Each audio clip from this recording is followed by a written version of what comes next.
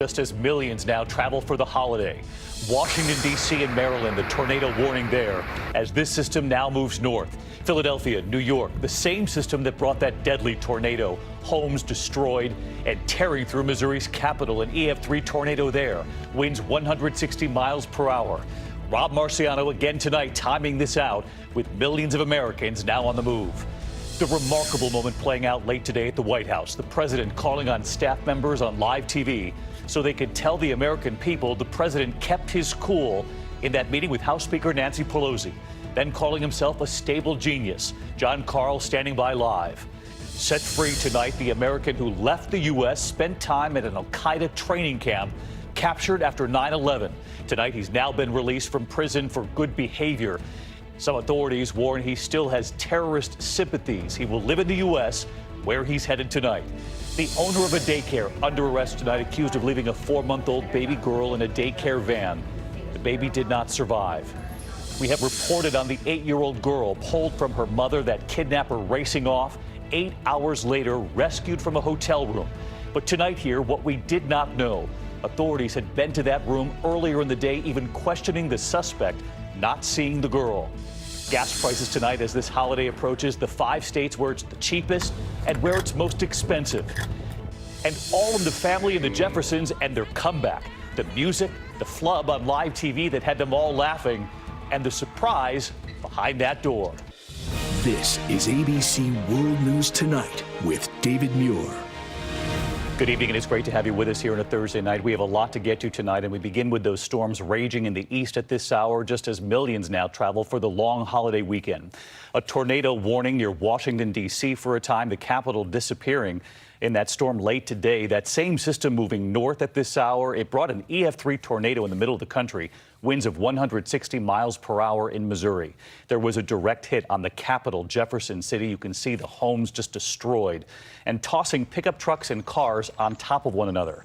All of this as tonight 55 million Americans from the plains to the northeast are now in the path of these severe storms just as this holiday nears. Meteorologist Rob Marciano has the track and the timing tonight. He's in the storm zone. Tonight, tornado warnings and power flashes in the Washington, D.C. area. That powerful storm system racing east after violent tornadoes pummeled the heartland overnight. Tornado sirens sounding the alarm in Missouri. That thing is a block in front of my house, and it's going to get so dark nobody's going to see it.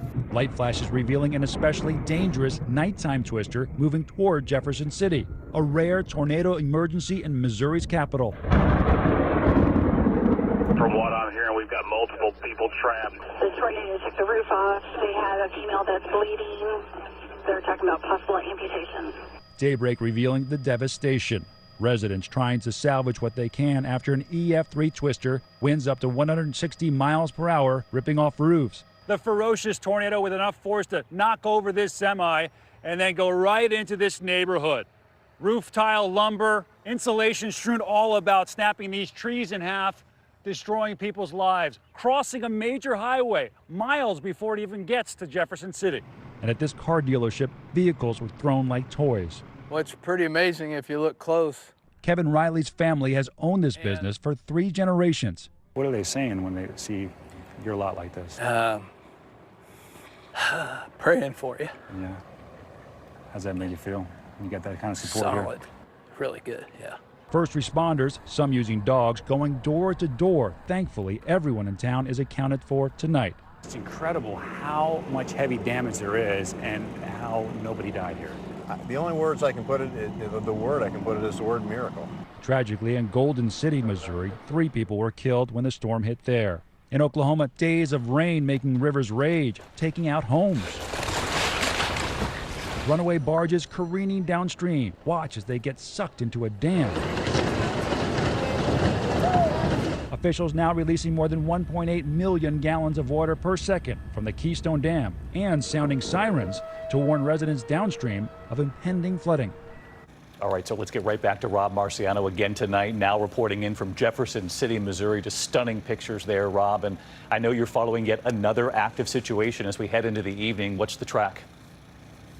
Well, so much dynamics in this atmosphere and how much power with this storm. I mean, when you see these pictures, full-size SUVs, heavy trucks piled on top of each other, tossed like toys, more back there. 800 vehicles here, all of which are damaged, some of which will be totaled. Of course, they're grateful that no one was killed here miraculously. But the energy from this system, part of it going through the Northeast, as David mentioned, here it is on the radar. We still have a couple of thunderstorm watches are posted, but it's going mostly offshore. We've got another pulse coming through tonight through West Virginia, and then another setup here in the plains. Tornado watch out for the Texas Panhandle, and flood warnings for Tulsa, Wichita, Springfield. That's going to be a problem because over the next couple of days, these storms will produce some heavy rain along with severe weather across Oklahoma City during the day tomorrow and through Wichita. That's the flood zone. Kansas City as well. You see that system doesn't move too much, so that threat will continue right through the weekend.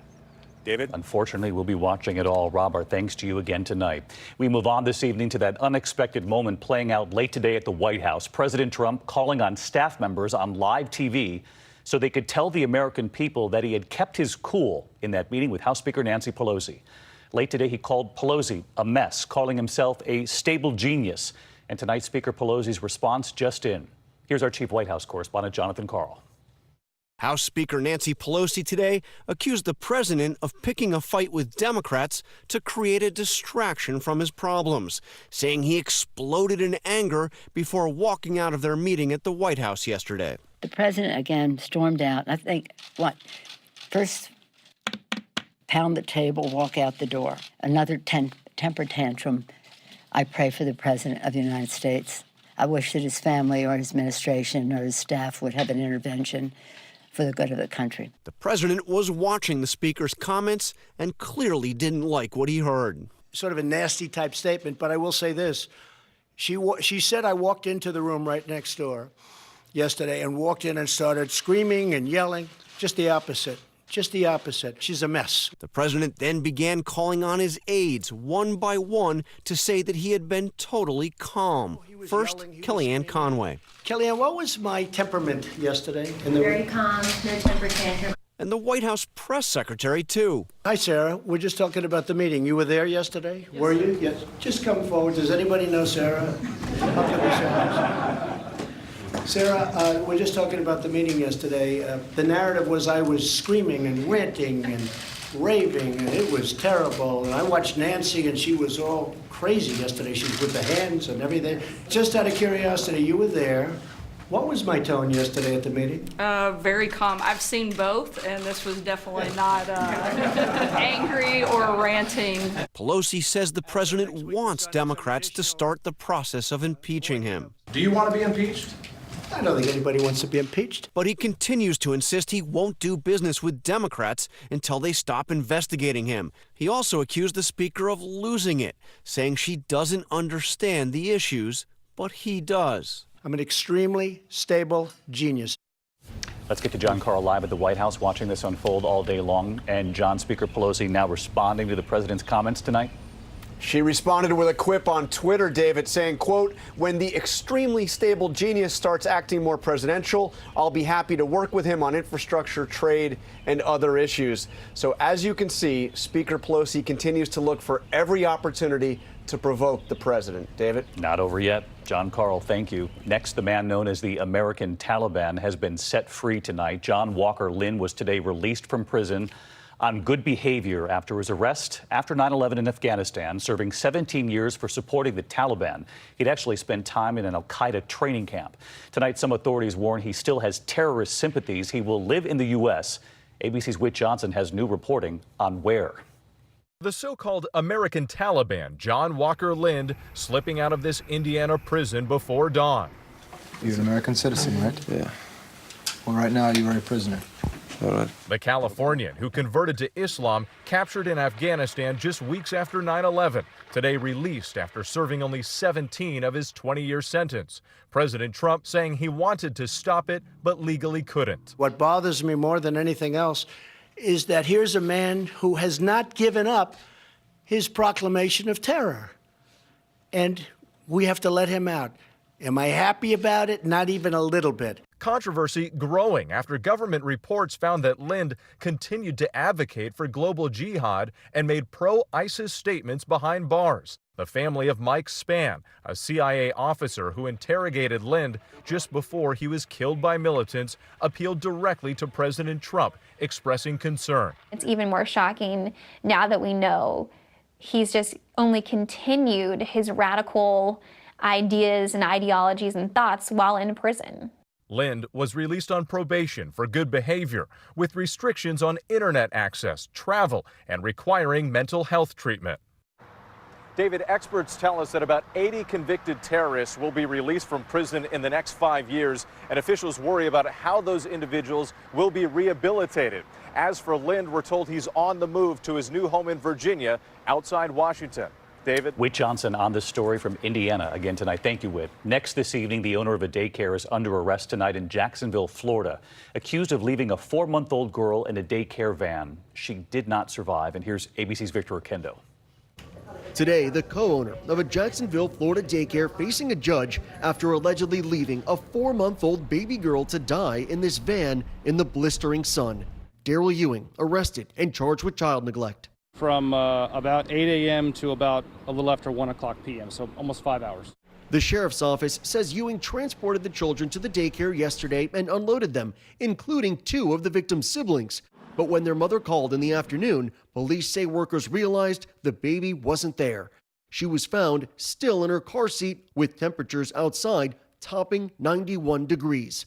One mother who did not want to be identified telling our Jacksonville affiliate she pulled her children out of that daycare after they were once left behind. They were left on the same exact daycare van. Luckily, they were grade school age and could get themselves off. David, the Department of Children and Families says the daycare never told them they were transporting children, so that part of the operation was not inspected. David? Victor Oquendo tonight from Florida. Thank you, Victor. Next to the growing tensions with Iran, President Trump was briefed late today about those Pentagon plans for thousands of troops that could be sent to the Middle East to meet the threat from Iran, according to the administration. Just minutes before that briefing, the president was asked if he's going to send more troops, and he said, "I would if we need them. I don't think we're going to need them." So let's get right back to our chief global affairs correspondent, Martha Raddatz, on this again tonight. And Martha, the bottom line here, what are your sources telling you? Are more U.S. troops expected to be sent to the region? Well, as you said, David, the president made his comments before he had been briefed by Pentagon officials, and it is awfully hard for a commander-in-chief to turn down recommendations from his military commanders if they are asking for force protection for their troops. And that is what officials say this is all about, telling us that under discussion are more air and missile defenses, possibly more ships and reconnaissance planes, all, they say, to protect American forces and interests in the region. But, David, in the end, it will, of course, be up to the president. David. Still unclear tonight. All right, Martha Raddatz. Martha, thank you. There is a sweeping new indictment tonight against Julian Assange. The Justice Department filing 18 charges against the WikiLeaks founder, accusing Assange of working with Chelsea Manning in violation of the Espionage Act and putting the U.S. at risk by publishing thousands of secret documents.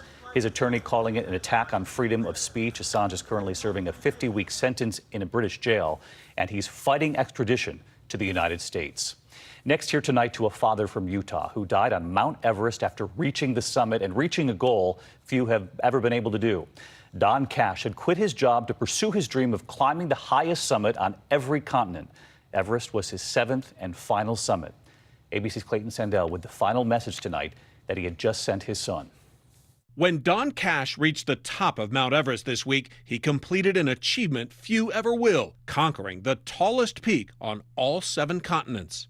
But while taking pictures at 29,000 feet, hiking guides say Cash fainted from high-altitude sickness. Sherpas gave him oxygen and CPR and tried moving him to a lower camp, but he did not survive. Cash was 54, a family man from Utah and a hardcore climbing enthusiast who once lost fingers and toes to frostbite.